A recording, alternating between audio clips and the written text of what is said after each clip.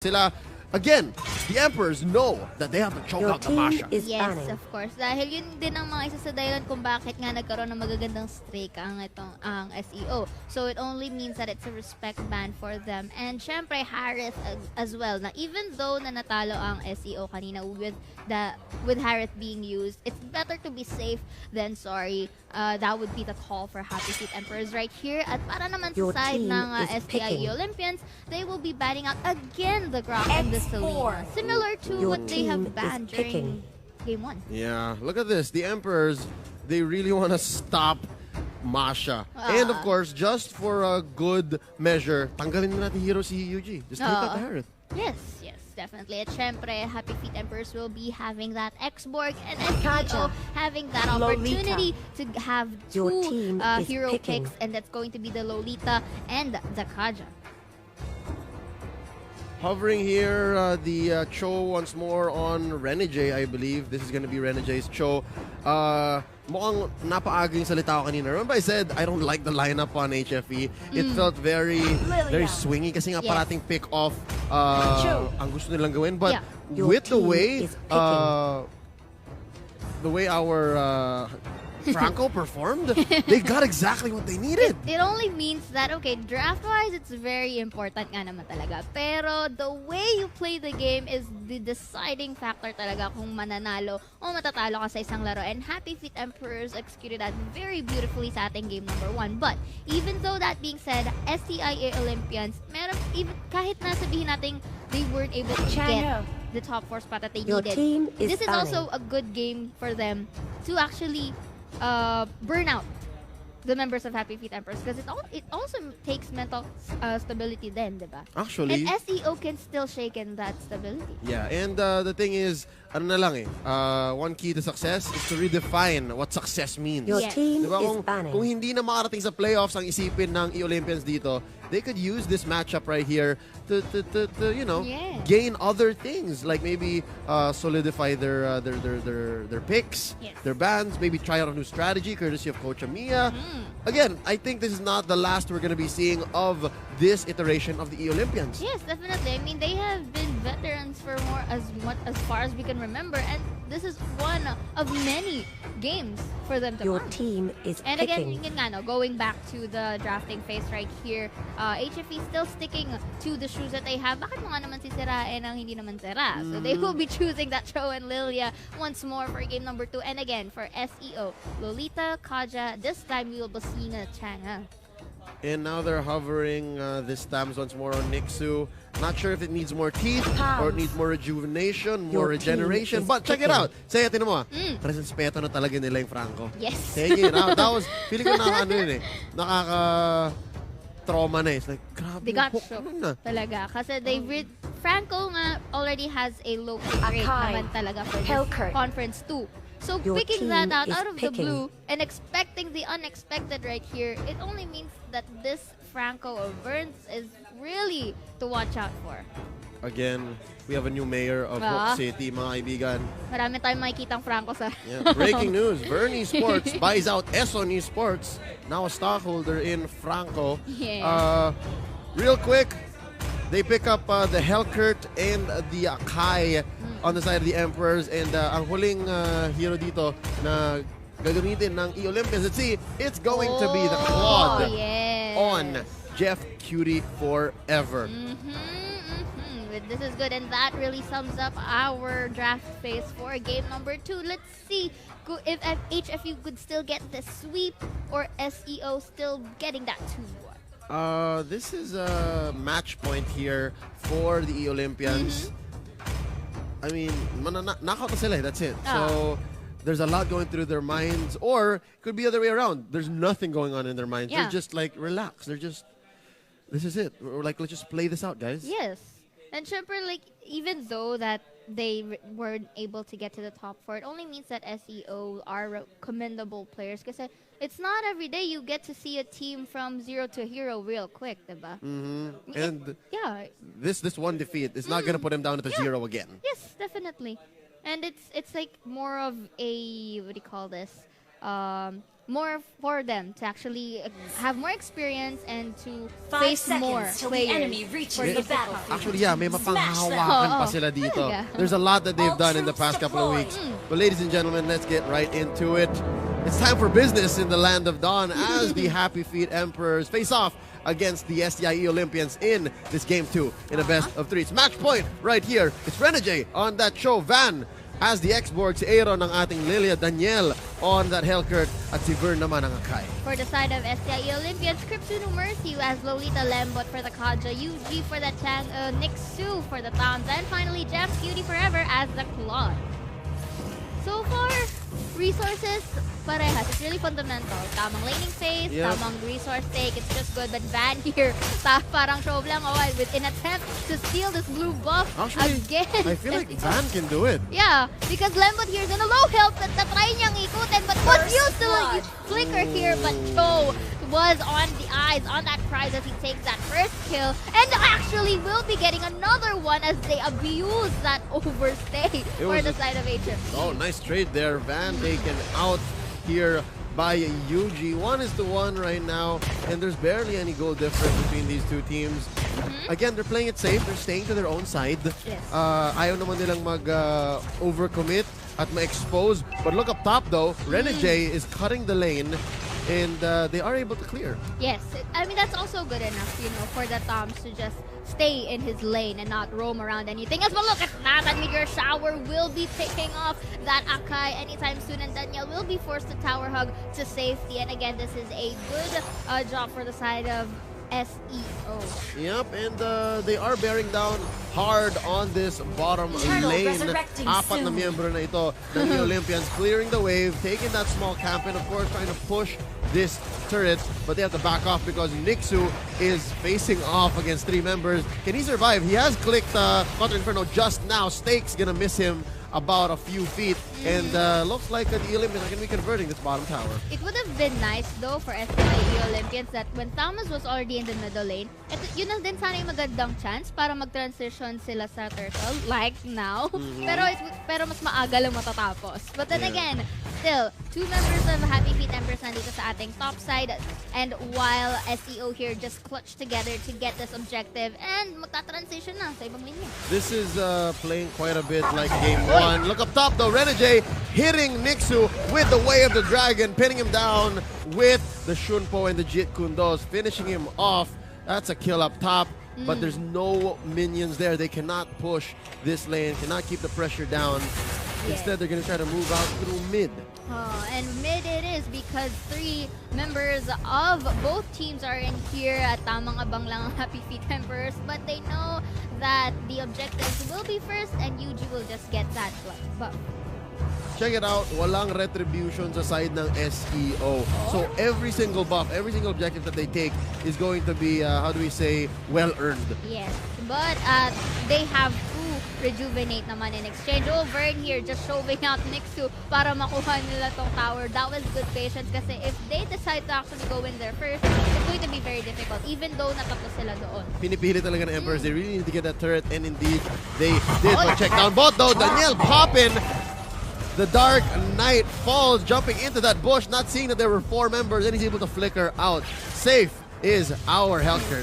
At malakas din siya makaramdam na, ang daming members ng SEO dito But then again, Vern here, with that Divine Judgment, mahuhuli si Vern, and the Meteor Shower will be used, but the Claude will be having that cleanup right there.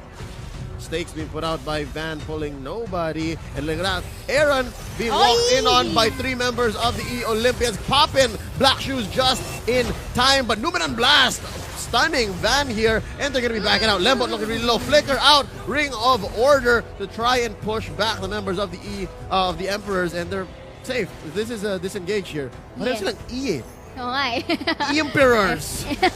Emperors. And eOlympians right soon. there. But then again, this is a good job for STI eOlympians to just really group together and take advantage of skirmish fights. Kasi alam naman nila na talagang lamang ang maraming tao, lalo na kapag they're taking a pick-off right here. And again, Chango and the Kaja and the Lolita as well are transitioning here onto the turtle side para lang to get that objective. And of course, we are seeing this kind of pattern that Happy Feet Emperors always pushes a turret not alone. It's either 2 or 3. And they need that Yes. because they're so reliant on actually finishing the job when they make the rotation. Yes, definitely. And I think, if I'm not mistaken, the turtle take was into the hands of SEO once more. Dahil nga wala nga silang retribution ka. Back them up, but the Akaido was actually able to get a pick off right there. And again, for the side of Happy Feet Emperors, will be taking down 2 members of SEO and gets a turret as bonus. There's a 2 for none right there alongside a turret and of course this buff steal. But it looks like Jeff Kirfever actually got it. Yeah, I think so too. And again, syempre, dahil nga nabasag dito ang ating middle lane, this is a very good position for both to apply pressure for against SEO right here. But still, I like the fact na kahit na let's say SEO wasn't able to have that chance, they're still being serious about this. They're trying to place it, and they're playing it very well. Yeah, both teams here are playing as if it's game 1. Yes. Yeah. Yes, definitely. And that's one of the traits that you really have to commend for both teams. And going back, still sticking to that 3-2 men together for the side of SEO will be attempting to get this tower onto the top side. But in exchange, Happy Feet Emperors in the position din naman para makipag-exchange ng pagsira ng tore. Yeah, you're right. Saya, the Emperors seem to have found their groove, and Dark Knight Falls has been committed here. Van flickering out. He found himself in quite a bit of trouble. Burn with the defensive Hurricane. Dance, and Van being pulled in by Lembo. Divine Judgment scoring him a kill. In the nick of time. At maganda rin yung pagkaka-target niya doon kasi kumpul-kumpulan eh. But still, he manages to get that X-Borg there, abusing that low health. Uy, but here magkaka-1v1 dito. And ooh, Jeff Kirfever will be unleashing the wet versus Renegade dito, still cornering him into safety. But Vern, siya naman ngayon ang pupunta but decides to disengage instead. Oh, Aaron not going to be committing here. Crimson No Mercy to the defense of his squad. Wow, crazy how Jeff was able to escape that without BMI. And a close call indeed. Kasi pag nahuli nga naman siya na 1,000 pounder ni Verndon, it's going to be another pick off for the side of Happy Feet Emperors. And again, Thomas here eyeing out and attempting to get this circle, and more members of SEO willing to help him. Pero si Van, visual, getting the information there, but was not able to steal as the Tango was able to secure it. Ooh, jump in here by Daniel. Almost taking out Lembot, but Lembot with a Divine Judgment. Taken out by Van, finishing touch. There's a Numenon Blast right there. And it seems like Van is going to be dropping. Nixu gets the kill. Counter Inferno taking so much from the Emperors, but Vern stops the fire. It is going to be a 2-for-1 in favor of the Emperors. Yes, and so far, yung pagpapasok talaga nila is really in a timely manner na pag nakakita talaga sila ng half or low HP para sa side ng eOlympians, talagang they will be prioritizing that target. And they can because there's such a good how do we say, opportunity for Daniel to dive. And again, Daniel hasn't died. Yes. So that just means he's very conservative and he's just using Dark Knight Falls when it's necessary. Yes, yes. And of course, si Daniel nga dito, even though he doesn't have any kills, he's really good at supporting his members right here. Even though it wasn't an initiation, it was enough to, let's say, give a blind eye for the side of eOlympians para naman mapunta sa kanila yung favor ng team fight. For every team. Yes. Blind him up, Van here. Face checking into that. Yuji with the flicker out. He's safe. Pero so far, no, mukhang since nakakita naman natin ng Happy Feet Emperors na okay, yung mga core damage dealers natin slowly na nagsiscale. I think it's time for us na magsama-sama na para magkaroon ng magandang pick-off. And pick-off it is! Oh, look at that Hellcurt! Will that kill go with that last insanity? Beautifully done by the X-Borg. Pero Numenon Blast makakancel here. But the Tamos will be having exchange against that Akai dito at naiipit at nakakalat na member sa HFE. Madi-Divine Judgment dito si Aaron. But Joe will be having a pick-off. But Lolita will be killing that Lilia. Pero hindi pa tapos mo sa stun. Dito ang members ni SEO right here. But still, this is good enough para ma-show away si Rene J at si Van. Yep, this is not a good situation for Van and Renegade to be in. They're just barely pushing him back. Van barely getting his Firaga armor back. That's a different spell. I'm sorry. It's fine. But yeah, Crimson No Mercy just choosing not to force the issue here. SEO barely won that engagement. Kaya na trade yun, 2-for-2, panalo sila eh. Oo. They got some breathing room. But it only means that, you know, the aggression for both teams are really showing. Nakikita mo talaga na kapag team fight, walang magbaback out pagdating sa meters. Pero syempre, pag low health ka naman talaga, yun naman talaga yung choice mo. Yep. And again, the Lord is spawned na. So, still, Happy Feet Emperors, eyes on the prize. But look at this big rotation here onto this eOlympians jungle. But Yuji disengaging with the meteor shower, pushing back the Emperors. Kung nagkamali sila doon ng pasok, that would have been so bad for the Olympians. Totoo. And again, napunta naman sa kamay niya yung buff. So it's goods para kay Channel. And masastan dito si Van. And he will be using that just to shove away the members of SEO as they will be taking this first Lord right here. Pero titignan natin kung may sabi ba ang STI Olympians. This looks like it could be fairly uncontested. And they are gonna disengage here. Jeff getting nothing from Lord. It's just one stack. And Vern trying to pin down a member of the Olympians. Yuji so far away. Danielle gets the kill. And finally he gets the Dark Knight Falls. Danielle is taken out by Kripsu. And it looks like they paid the price. It might be too little too late that he activated that.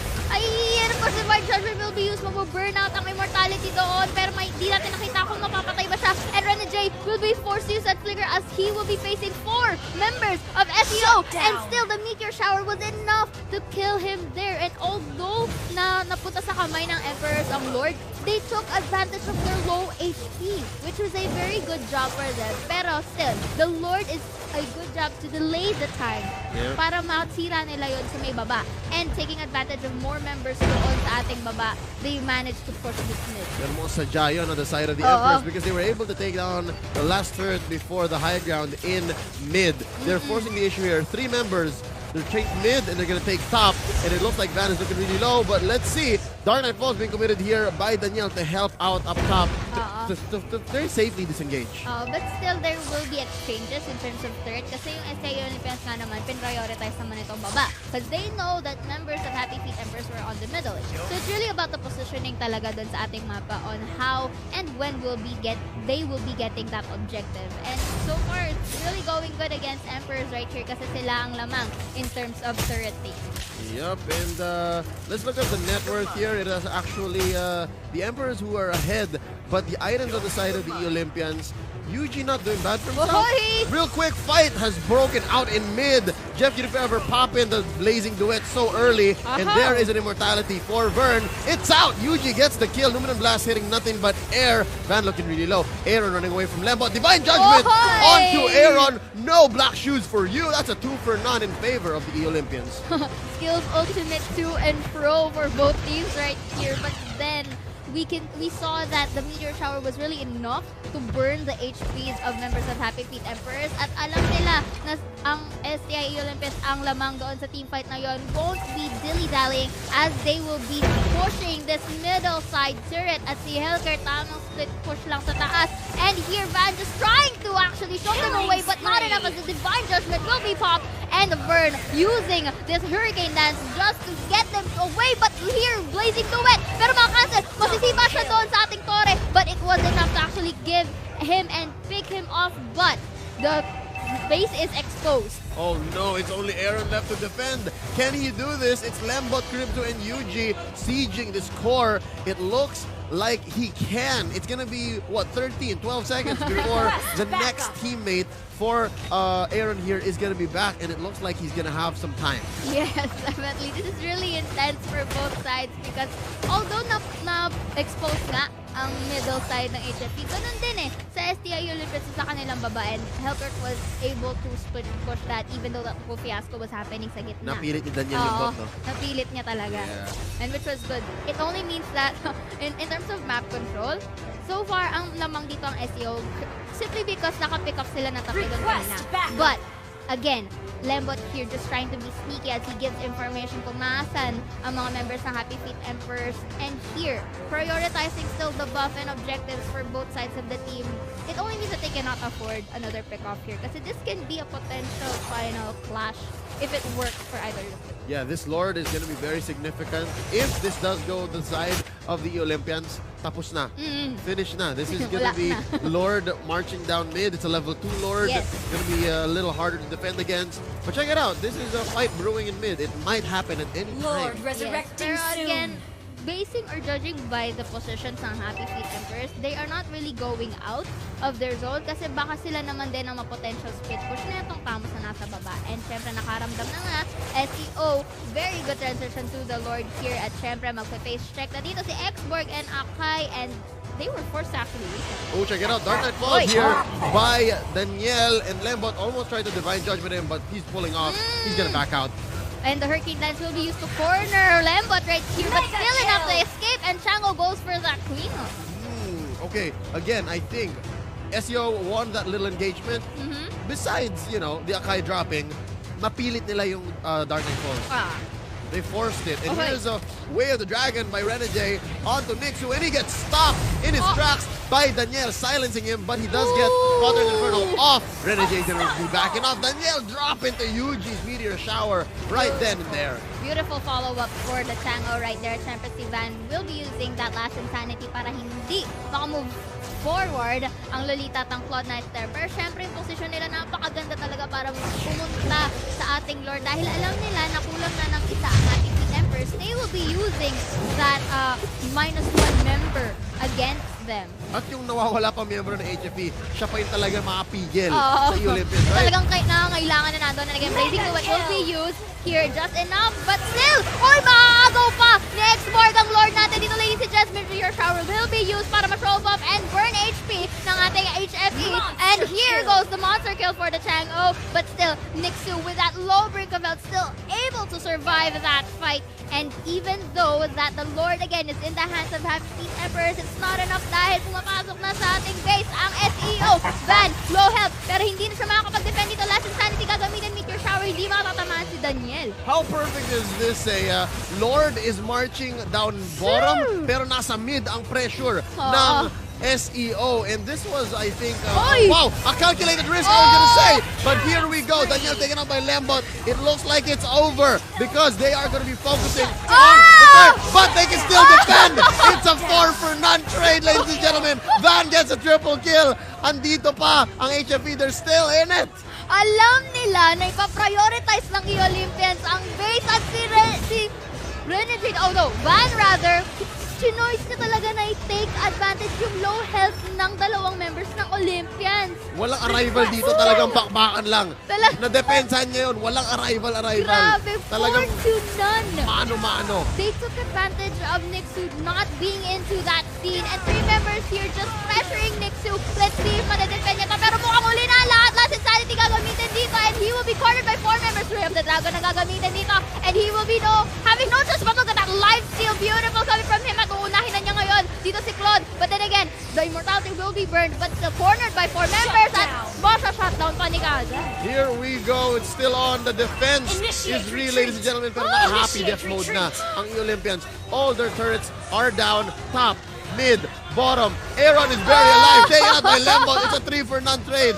Back to back to back. Naglalaban nila sila. Daniel fighting down to Yuji. Yuji popping the Winter Truncheon. Sabi na Daniel, okay, back out, mamba out. I can fight that. And they are going to go back to center. Okay, safe muna tayo. Ang ganda ng pagkakatime niya ng injured zone kasi kung hindi mamamatay si Chang'o doon, and that was a good job for Yuji and both sides of the team successfully defending their base. Yep, that was the Winter Truncheon being used very, very perfectly by Yuji. Oh, Daniel taking so much damage here. Yuji gets the kill. Nahuli siya. Na-double team siya. Ni Jeff. And Yuji and take it out. Renegade fighting against Lembot. And Renegade wins. Lembot gets knocked out. The tables have turned for Renegade right here. Siya na lang may katiting na buhay pero nabaliktad niya pa as he used his skills very efficiently in a timely manner as he picks off that Kaja onto the top side natin dito. But still, look at the objectives. Turret-wise, lamang ang HFE dahil meron pa silang dalawa and na-expose na rin ang base ng bawat isa. But when it's in terms of defense, SEO is really picking up a fight. Mukhang talagang battle of the mental endurance to, Leo. Almost 20 minutes in, say, they are currently down 1 player each, but Daniel has respawned. He can pop the I'm sorry, not the Counter Inferno, the Dark Knight Falls at any moment. Yun lang yung maganda dito sa HFE It's a miracle that they're still fighting because they don't have a marksman. Yes. Wala silang sabihin natin pwedeng asahan na source of stable damage. Yes. and also into the backline. Yeah, all of their fights are long drawn out. True, and they really have to have that good follow-up kapag ka nag-darkness falls itong Hellcurt natin. Kasi kapag ginawa niya yon at wala pa yung other members sa HFE, this could really turn the tide. Even though he gave a blind eye to the side of SEO, pwede pang ma-turn around this. Yeah, and again, this is the kind of matchup na talagang aasa ka na lang sa galawan. Tama. Kasi you have all perfect items. Oh, but look at this up top though. It is Nixu getting caught out all by himself. Counter Inferno. It is gonna be enough to survive. Jeff Beauty Forever popping the blazing duet. Van takes out our Tams in Nexu. It's a 2-for-1 trade currently. Jeff might go down. Vern taking out Lembot. It's currently 2-for-2, ladies and gentlemen. And Van going 1v1 against Cryptsu. No mercy. And off-cam, dalawang bakbakan na to. We're on in two fronts. Vern versus Jeff. And 2-on-2 in mid. And it looks like Vern is winning.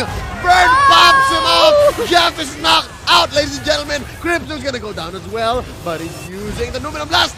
Stunning Van. But Van is still alive. Maraming baterya na nakalatag sa base ng SEO. And Crypto is gonna drop here. Aaron gets the kill. It's a 3-on-1 situation. Yuji is gonna use the Winter Cushion. And he's down. Aaron gets him. It's over. HFE wins. 21 minutes in, mga kaibigan.